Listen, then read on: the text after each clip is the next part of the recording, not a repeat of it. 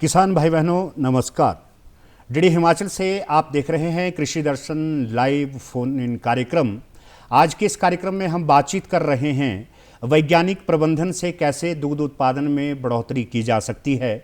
आप जानते हैं इस कार्यक्रम में हम कृषि और बागवानी से जुड़े विभिन्न पहलुओं को लेकर आपके समक्ष उपस्थित होते हैं।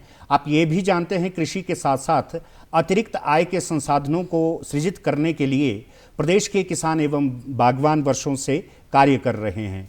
किसानी बागवानी के साथ साथ पशुपालन वर्षों से हिमाचल प्रदेश में किया जा रहा है। इसी के तहत आज हम डेयरी फार्मिंग के ऊपर, पशुपालन के ऊपर कैसे स्वस्थ दूध उत्पादन हम कर सकते हैं, हम चर्चा कर रहे हैं, बातचीत कर रहे हैं। और आज स्टूडियो में हमारे साथ इस चर्चा को करने के लिए मौजूद है डॉक्टर हर्षिता सूद।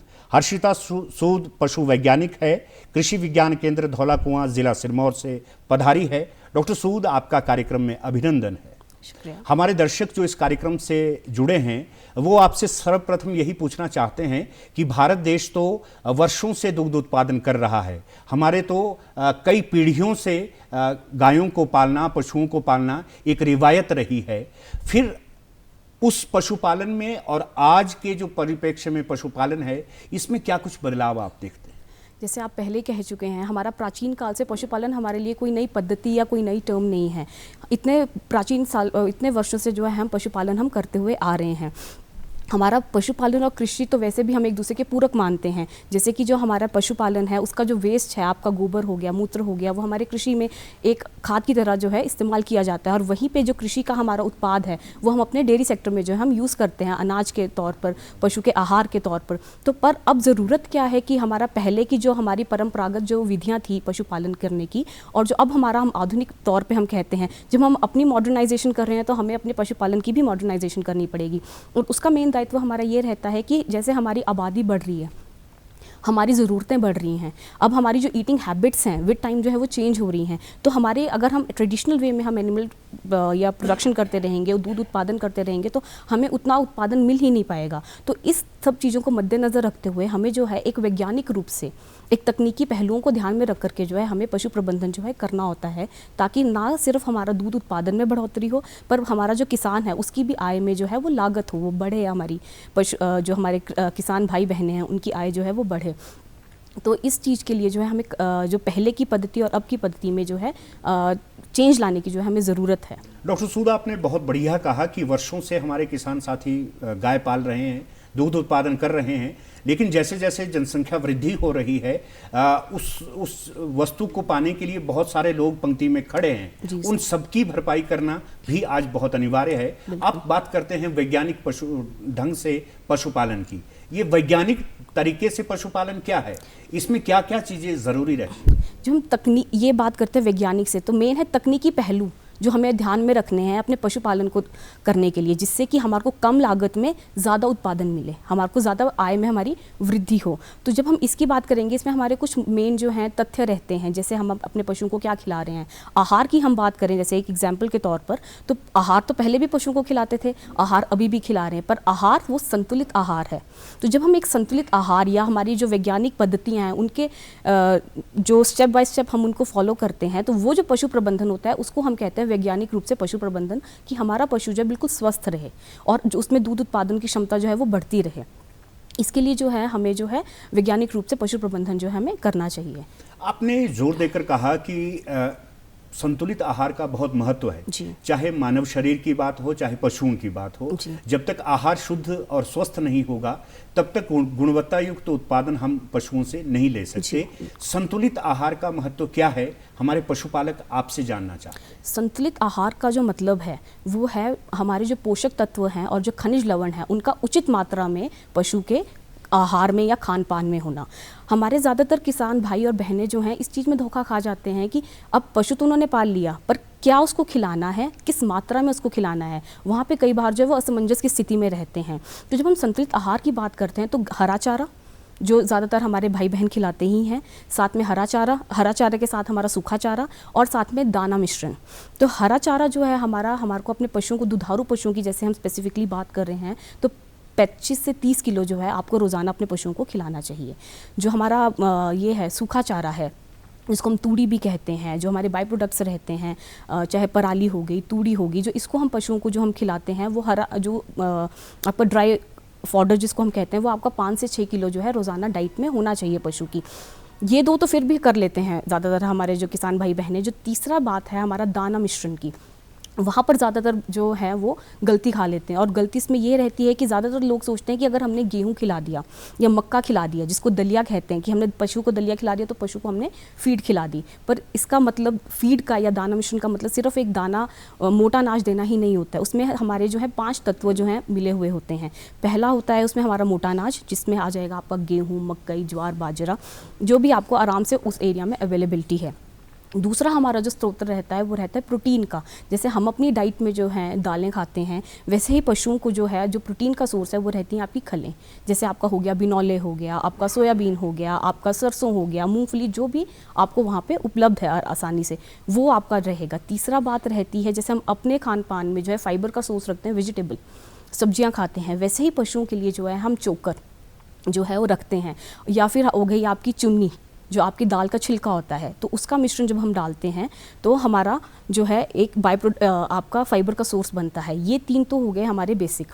इसके बाद जो एक चौथी चीज़ है जो है हमारा खनिज मिश्रण, जो ज़्यादातर लोग जो हैं नहीं जानते भी नहीं है शायद कई लोग तो इसके बारे में। तो खनिज मिश्रण जो है वो भी हमारा दाना मिश्रण में आता है। और 5वीं चीज़ जो इसमें रहती है वो रहती है नमक।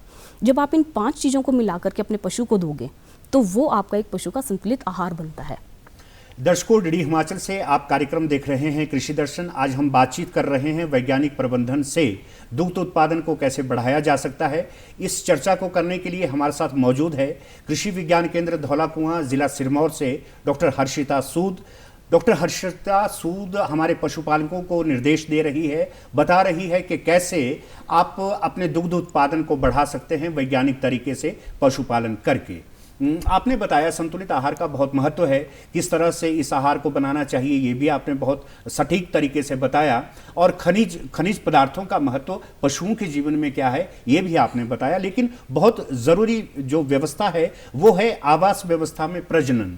जिन प्रजातियों को हमारे जो पशुपालक है वो पाल रहे हैं, क्या वो उनके अनुकूल है, क्या वो उस क्षेत्र के लिए ठीक है। तो आवासीय जो प्रजनन व्यवस्था है उसको हमारे पशुपालकों को कैसे समझना चाहिए। इसमें मैं आपको ये कहना चाहूँगी कि हम आवास और प्रजनन को हम अलग अलग करके जो हम बातचीत इसके बारे में कर सकते हैं। जब हम आवास की बात करते हैं, जैसे आजकल हो गई सर्दियों में हमारे पशुओं का जो है हाउसिंग कैसी होनी चाहिए, आवास कैसे होना चाहिए, या नॉर्मल भी अगर आपका जो भी मौसम रहता है, मेन बात ये रहती है जहाँ पे आपने अपने पशुओं को रखा है। ज़्यादातर जो हमारा पशुपालन है भारत में 70% आपका जो पशुपालन है वो आपका लघु और सीमांत किसान करता है। तो वो जो है क्या करते हैं, उनके पास तो बड़े डेयरी फार्म्स नहीं है, वो एक छोटे से कमरे में अपने पशुओं को रखेंगे जहाँ पर आपका कोई लाइट का सोर्स नहीं रहता है, धूप पे आने की नहीं है क्षमता, वहाँ पर आपका हवादार नहीं है। तो इन चीज़ों का हमें विशेष तौर पर ध्यान रखना होता है कि एटलीस्ट कुछ वक्त के लिए जो है सनलाइट जो है, धूप की किरणें जैसे हमारे लिए ज़रूरी है, पशुओं के लिए भी उतनी ही ज़रूरी है। कुछ वक्त के लिए वो जो किरणें हमारे पशु के जो आवास है वहाँ पर आए, अच्छे से वहाँ पर जो है आपका जो जिसको कहते हैं वेंटिलेशन, वेल वेंटिलेटेड जो आपका एरिया हो। साथ ही साथ में जो एक ड्रेनेज होती है, निकासी अवस्था हमारी बिल्कुल पशु की आवास में ठीक होनी चाहिए। अगर हमारा पशु कहिए इस तरीके से खड़ा है, उसकी पूंछ यहाँ है, उसका सर यहाँ पे है, तो जो उसकी ड्रेनेज है वो हमेशा उसकी पूंछ की तरफ होनी चाहिए। क्योंकि हमारे पास इतना वक्त तो नहीं होता है कि हम हर बार पशु ने गोबर किया या पेशाब किया तो हम जाकर के सफाई कर रहे हैं। अगर ड्रेनेज उसकी प्रॉपर होगी तो अपने आप एक नाली में इकट्ठा होता जाएगा। दूसरी चीज़ जो हमारे पशुपालक नहीं करते हैं, जो छोटे पशुपालक हैं जो मैं बात करूंगी ज़्यादातर, कि वो उन्होंने कुर्लियाँ नहीं बनाई होती हैं जिसमें वो पशु को फीड डालें या पशु को हरा चारा डालें, तो उन्होंने तसले रखे होते हैं। तो एक मेंजर का सही तरीके से होना और एक वाटरर का जिसमें आप पशु को पानी पिलाते हैं वो बहुत ज़रूरी है। जो आपका पानी का जो ये रहता है, वाटर जो रहता है, कुर्ली जो रहती है, उसको आपको नियमित वक्त पे टाइम से आपको जो है उसको चूना लगा करके सफाई करनी पड़ती है ताकि उस पर कोई काई वगैरह ना जमे। पशु को जो है स्वस्थ पानी जो है, उसको साफ़ पानी जो है उपलब्ध कराया जा सके।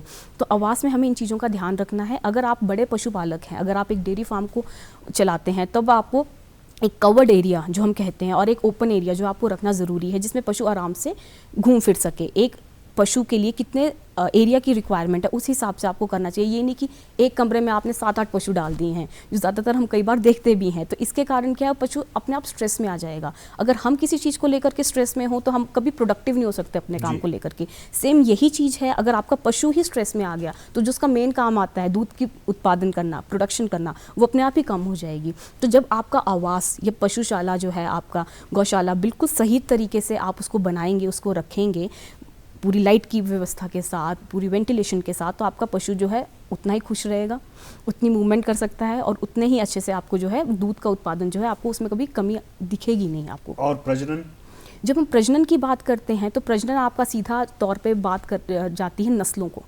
नस्लों को लेकर के। एक उन्नतशील नस्ल का होना हमारे डेयरी फार्मिंग में बहुत ज़्यादा ज़रूरी है। हमारी जो नस्लें होती हैं वो यूजुअली 3 प्रकार की रहती हैं। एक होती है इंडिजिनस, जिसको हम कहते हैं हमारी देसी नस्लें, जैसे हमारा साहिवाल हो गई, हमारी गिर हो गई, रेड सिंधी होगी, ये हमारी अपनी देसी नस्लें हैं। दूसरी रहती है एग्जॉटिक, जो बाहर से आई हैं, फॉरेन ब्रीड्स, जैसे हम बहुत नाम सुनते हैं जर्सी, HF या सफ़ेद और काले रंग की जो गाय है।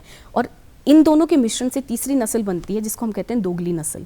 तो विद टाइम क्या हो गया है कि दोगली और एग्जॉटिक जो हमारी विदेशी नस्ल है उनके लिए पशुपालकों का रुझान हो चुका है। किस लिए? ताकि उनको ज़्यादा दूध मिले। पर हम कहाँ पे मात खा जाते हैं, ये सोचते में मात खा जाते हैं कि ठीक है दूध तो वो देगी, ज़्यादा देगी, बट उसकी जो रिक्वायरमेंट है वो भी उतनी ही ज़्यादा है। उसकी जो उसमें अब हर पॉजिटिव के साथ कुछ ना कुछ नेगेटिव हमारा रहता ही रहता है। तो इनमें ये रहता है कि एक तो इनमें डिजीज़ रेजिस्टेंस, जो रोग प्रतिरोधक क्षमता होती है, वो हमारे देसी पशु के मुकाबले में बहुत कम रहती है। तो उनमें चिचड़ियों की दिक्कत होना या पशु का बीमार पड़ जाना बहुत कॉमन सी जो है हमें प्रॉब्लम्स देखने को मिलती हैं। साथ ही साथ इनकी जो न्यूट्रिशनल रिक्वायरमेंट होती है वो भी बहुत ज़्यादा है। अब आपने एक HF रखी है तौर पे अगर हम बात करें तो उसकी जो मिल्क प्रोडक्शन की कैपेसिटी है वो मोर देन 40 kgs है।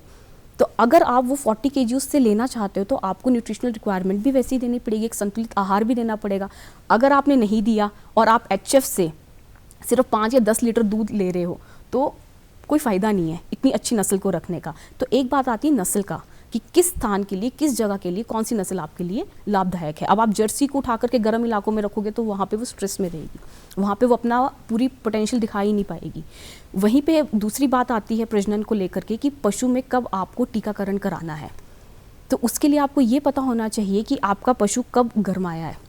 तो वो जो साइंस हम कहते हैं, सिम्टम्स की हम बात करते हैं, वो हमारे पशुपालकों को और जो किसान भाई बहन हैं उनको उनके बारे में अच्छे से जानकारी होनी चाहिए कि सुबह के वक्त में या जो लेट इवनिंग होती है, ज़्यादातर जो अपने सिम्टम्स शो करते हैं उस टाइम पे करते हैं। पशु तार छोड़ेगा, खड़ा रहेगा, अपने ऊपर चढ़ने देगा, तो ये बेसिक हमारे जो है सिम्टम्स रहते हैं। अगर आपने ये सिम्टम नज़रअंदाज कर दिए तो आप उसका टाइम से टीकाकरण नहीं कर पाओगे। टीकाकरण नहीं कर पाओगे तो वो जो है प्रजनन नहीं हो पाएगा, बच्चा नहीं, प्रेग्नेंट नहीं हो पाएगी, और इसके कारण क्या रहेगा, हमारा हर चीज़ डिले रहेगा, दूध उत्पादन में भी हम लेट आ जाएंगे। तो ये कुछ छोटी सी बातें रहती हैं नस्लों को लेकर के, आपका हीट ये साइंस को लेकर के, और आपका किस वक्त पे अब आपने जो है पशुओं की AI करवानी है, टीका लगाना है, गर्भ का टीका लगाना है। तो इन बातों को अगर आप ध्यान रखेंगे तो आपका जो है पशुपालन बिल्कुल सही से चलेगा। डॉक्टर सूद, आपने बहुत बढ़िया कहा कि हमारे जो पशुपालक हैं वो वर्षों से पशुपालन कर रहे हैं, लेकिन यदि वो वैज्ञानिक पद्धति का इस्तेमाल करते हैं तो उनका जो दूध उत्पादन है वो दोगुना हो सकता है, उनकी आय भी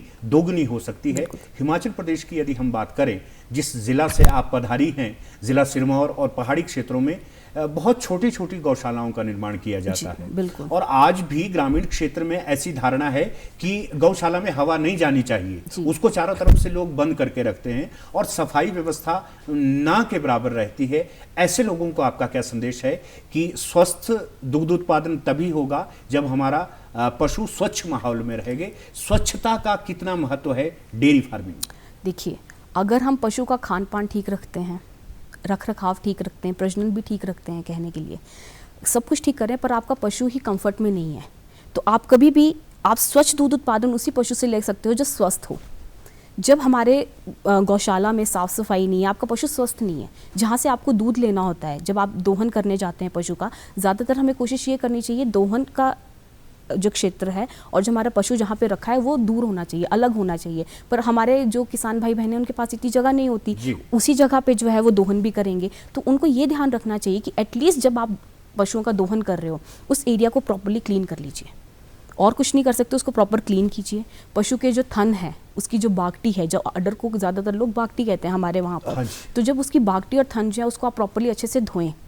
और धोने के लिए हम पोटेशियम परमैंगनेट आता है, उसको आप आराम से पशु को धोने से जो आपके जितने भी कीटाणु हैं, जैसे जब कोरोना फैला था तो हम कहते थे कि पानी से हाथ धोने से कुछ नहीं होगा, आपको साबुन से हाथ धोने पड़ेगा, क्योंकि वो ऐसा कीटाणु है जो बिना साबुन से नहीं जाएगा। वैसे ही हमारे पशुओं का रहता है कि उनके थन में, बागटी में इस तरीके के कीटाणु बाहर से आ जाते हैं कि जब तक आप उनको अच्छे से नहीं धोएंगे, जैसे आप KMNO4 को अगर आप यूज़ करते हो, पोटेशियम परमैंगनेट को, तो ज़्यादातर कीटाणु उससे जो है मर जाते हैं।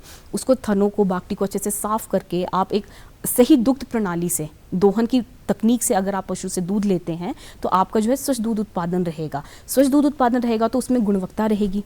गुणवत्ता वाला दूध जब आप बेचोगे, जब आप उसको सेल आउट करोगे, तो उसकी आपको उतनी वैल्यू भी मिलेगी। अगर आपके दूध में कण पड़े हैं, कोई किसी तरीके की आपकी मैल है, गोबर का ही कण है, कुछ भी है, तो या कई बार क्या होता है पशु जो है पेशाब की जो है उसमें गंध आती है दूध में, तो अगर आप वो स्वच्छ दूध उत्पादन की प्रणाली को नहीं अपनाएंगे तो आपका जो है पशु जो है बीमार होने की रहेगा, और जो आपके दूध की गुणवत्ता है वो अपने आप कम हो जाएगी। दूध की गुणवत्ता कम होगी तो आय में जो है अपने आप जो है फ़र्क दिखेगा। डॉक्टर सूद, कई बार हमको पशुपालक मिलते हैं और वो एक बात का जिक्र करते हैं कि मेरे पशुओं में रोग फैल गया या बीमारी से ग्रसित हो गए। रोगों से अपने पशुओं को बचाना बहुत लाजमी है, बहुत ज़रूरी है। अपने पशुओं को पशुपालक रोगों से कैसे बचाएं? देखिए, जो हमारे पशुओं में कुछ रोग तो ऐसे हैं जिसको कहते हैं ना, prevention is better than control, कि हम टीकाकरण के थ्रू उनको बचा सकते हैं। अगर आपने सही वक्त पे पशुओं का टीकाकरण करवाया है तो पशु को वो रोग होगा ही नहीं। जैसे सिंपल सा हम एग्जाम्पल लेते हैं तो फुट एंड माउथ डिजीज़, जिसको बोलते हैं हम खुर पका मुँह पका रोग, तो वो पशु का रोग है। या आपका जो है गलघोटू, हेमोरेजिक सेप्टिसीमिया जिसको हम कहते हैं, अगर आप उसका टीकाकरण वक्त पे करा लेंगे तो आपका पशु बीमार होगा नहीं। और ये फुट एंड माउथ डिजीज़ या खुरमुई जो बीमारी है, ये ऐसी है कि अगर एक बार किसी गांव में आ गई तो ये समझ के चलिए, किसी एक पशु को आ गई आपके गांव में, तो आपका पूरा गांव जो है उसकी चपेट में आएगा ही आएगा। पहला हमारा ये रहना चाहिए कि अगर हम बचा सकते हैं टीकाकरण के थ्रू तो हम उसको बचाएं।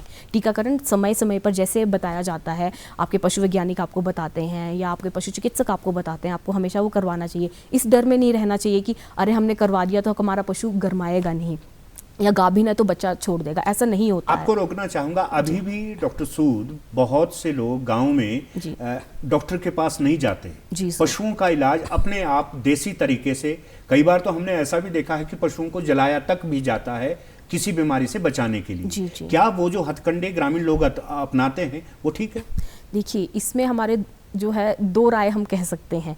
कुछ तो जो हमारी पद्धतियां हैं जो पीछे से आ रही हैं, हमारा जो आयुर्वेदिक सिस्टम है, तो वो तो कई जगह पे वो काम करता है, पर वो सिर्फ छोटी सी चीज़ें होती हैं जिनमें वो काम करेगा। पर अगर कोई बीमारी फैल गई है, ठीक है, कई बार शुरुआत में जो हमारा किसान है वो अपने आप कोशिश करता है, पर आपको अगर लग रहा है पता कि एक दो दिन में उसमें कोई भी बदलाव नहीं आ रहा है या कोई उसमें जो है इम्प्रूवमेंट नहीं हो रही है, बेटर है आप जाकर के एक वेटनेरियन को दिखाइए, एक फार्मासिस्ट को बुलाइए। तो हमें क्या रहता है, अगर आपका पशु बीमार हो जाता है, पहले तो हमने बात कर ली कि टीकाकरण से पहले बचाव ही कर लो, पर अगर आपका बीमार से मान लीजिए पशु हो जाता है, इस टाइम पे हमारी लंपी स्किन डिजीज़ बहुत फैली हुई थी, अगर कोई इस प्रकार की बीमारी आती है तो सबसे पहला हमारा जो औचित्य रहता है वो ये रहता है कि जो हमारा बीमार पशु है उसको हमें स्वस्थ पशुओं से दूर रखना है, जो ज़्यादातर लोग नहीं करते हैं। अभी भी हमने बहुत विजिट्स करे थे, अवेयरनेस प्रोग्राम्स करे थे, तो उसमें हमने यही चीज़ देखी कि बीमार पशु और आपका स्वस्थ पशु आपने साथ में रखा है।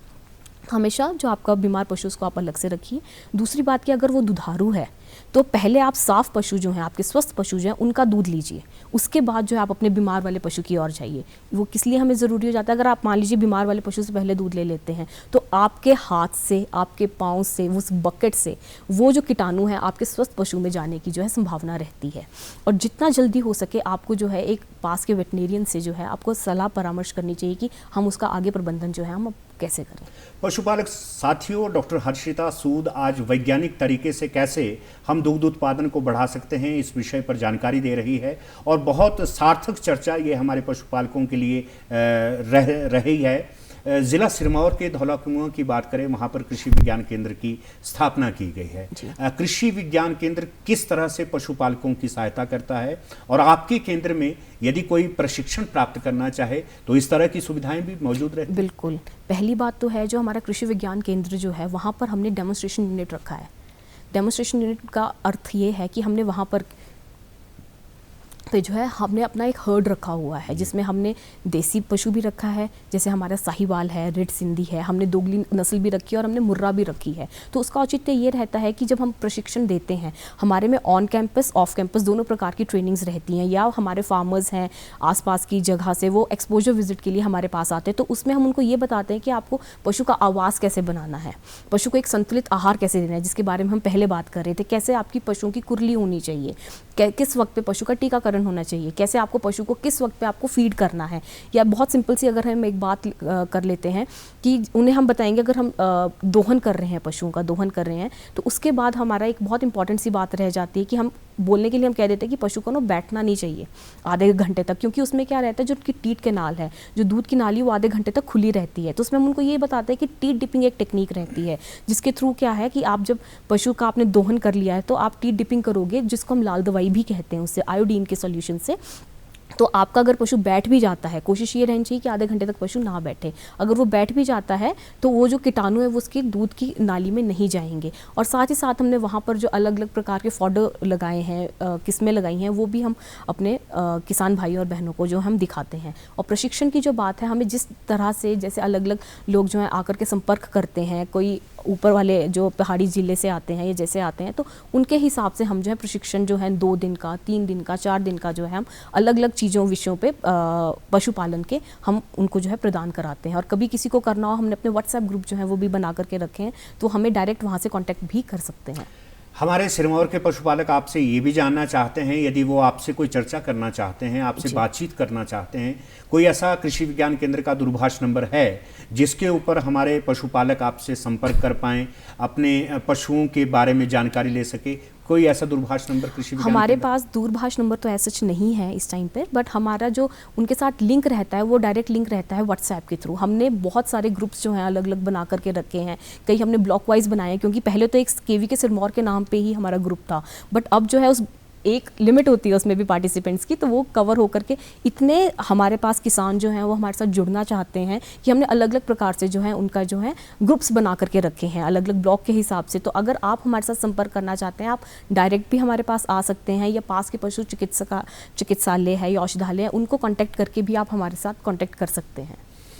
आपके द्वारा जो बातें बताई जा रही है उससे समझ में आ रहा है कि आज के समय में बहुत से पशुपालक पशुपालन की ओर बढ़ रहे हैं, डेयरी फार्मिंग को अपना रहे हैं, और डॉक्टर हर्षिता सूद, बहुत से नौजवान साथी हमारे गाँव को छोड़कर, अपनी ज़मीन को छोड़कर शहरों की तरफ पलायन कर रहे हैं। ऐसे नौजवान साथियों को जो शहर में नौकरी की तलाश में भटक रहे हैं, आपका क्या संदेश है कि अपने गांव में रहकर, अपने घर में रहकर डेयरी फार्मिंग से जुड़कर व्यावसायिक पशुपालन अपनाकर वो अपने घर का गुजारा कर सकते हैं? आपका क्या मानना है? पहली बात तो जो हमारे नौजवान हैं उनको मैं ये कहूँगी कि आप तो बहुत अच्छे सोर्स हो, आप तो पढ़े लिखे हैं, आपने पढ़ाई करी है, तो आप हम जो बात कर रहे हैं वैज्ञानिक रूप से प्रबंधन की, आप ट्रेनिंग लेकर के जो है अपने ही एरिया में जो है प्रबंधन, अपने डेयरी फार्म आप शुरू कर सकते हैं। जहाँ पर आपको कोई गलती होती है या आपको किसी चीज़ की जानकारी लेनी, तो ये नहीं सिर्फ सिरमौर की बात है, हमारे हर जिले में एक ना एक कृषि विज्ञान केंद्र रहता है, तो आप वहीं पर रह करके जो है अच्छे से जो है पशुपालन करके जो है इसको आप आमदनी का स्रोत जो है बना सकते हैं। अधिकतर पशुपालन ग्रामीण क्षेत्रों में महिलाएं करती है, पुरुष भी करते हैं। आज जो डेयरी फार्मिंग का काम है उसमें तो बहुत से हमारे नौजवान साथी कर रहे हैं, और ज़िला कांगड़ा, हमीरपुर में ऐसे भी लोग हैं जो विदेशों से अपनी जॉब छोड़कर आज पशुपालन से जुड़े हैं और पूरे गांव को वो रोजगार के साधनों से जोड़ रहे हैं। लेकिन महिलाएं जो सीमांत क्षेत्रों में, ग्रामीण क्षेत्रों में पशुपालन करती है, उनके लिए आपका संदेश क्या है? उनके लिए हमारा संदेश ये है कि सिर्फ ये बात हिमाचल की नहीं है, पूरे भारत की है कि जहाँ पर मैक्सिमम जो हमारी वर्कफोर्स है वो हमारी विमेन है। तो हमारा कोशिश ये है कि जब हमारे कोई हम ट्रेनिंग प्रोग्राम्स रखते हैं या ऑन कैंपस ऑफ कैंपस हम ट्रेनिंग्स रखते हैं, तो हमारा ये है कि आप आइए हमारे पास। जब हम वो ट्रेनिंग रख रहे हैं तो वो जो हम ज्ञान है जो हम देना चाह रहे हैं या हम चीज़ें पद्धतियाँ बताना चाह रहे हैं, साइंटिफिक वे में कुछ चीज़ बताना चाह रहे हैं, तो आप हमसे वो चीज़ जानिए, वो आप घबराइए नहीं, पीछे नहीं रहिए। क्योंकि ज़्यादातर हमने ये देखा कि जब हमारे ऑन कैंपस ट्रेनिंग्स होती हैं तो ज़्यादातर मेल जो काउंटर पार्ट्स हैं वो आते हैं, पर मेल काउंटर पार्ट्स का ज़्यादातर डेयरी फार्मिंग में क्या जो रोल रहता है वो रहता है, मिल्क प्रोडक्शन हो गया, दूध आ गया उसको बेचने का काम है, पर जो पीछे सारी उसके पीछे साइंस है दूध उत्पादन को लेकर के, एक संतुलित आहार को लेकर के, उसके टीकाकरण को लेकर के, कृमिकरण को लेकर के, वो सारी हमारी महिलाएं ज़्यादातर जो हैं वो करती हैं। तो जब भी कोई इस तरीके का प्रोग्राम हो तो आप बढ़ चढ़ के जो है हिस्सा लीजिए उसमें, और कोई भी आपको तकलीफ होती है, कोई भी आपको बात जाननी है, आप हमसे बिल्कुल सीधे तौर पे जो है आप हमें संपर्क कर सकते हैं। डॉक्टर सूद, अगर कुछ समय पहले की बात करें तो गायों से दूध निकालना, उस दूध को बेचना, बस यहीं तक हमारा पशुपालक सीमित था जी। लेकिन आज बात वहाँ नहीं थमती। आज जो दूध निकाला जा रहा है उससे बहुत से प्रोडक्ट तैयार किए जा रहे हैं जिससे उनको अच्छा मूल्य भी प्राप्त हो सकता है। जितना दूध का मूल्य हमारे पशुपालकों को मिलता है, यदि वो घर में कुछ और निर्माण करते हैं, दूध से बने पदार्थ बनाते हैं, तो बहुत अच्छी वो इनकम भी उनकी हो सकती है। और दूध क्योंकि खराब होने वाली चीज है, ऐसा माना जाता है कि दूध को लंबे समय तक रखना बहुत मुश्किल है।